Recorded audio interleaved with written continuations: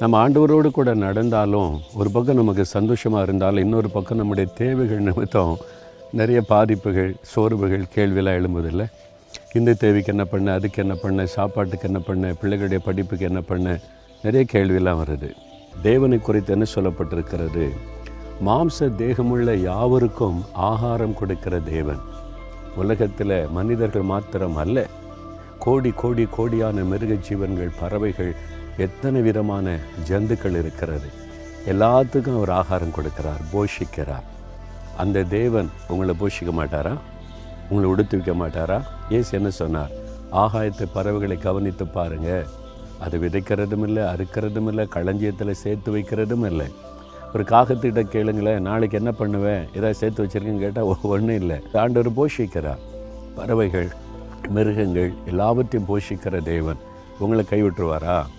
அதை விட நீங்கள் விசேஷமானவர்கள்னு இயேசுவே சொல்கிறாரு.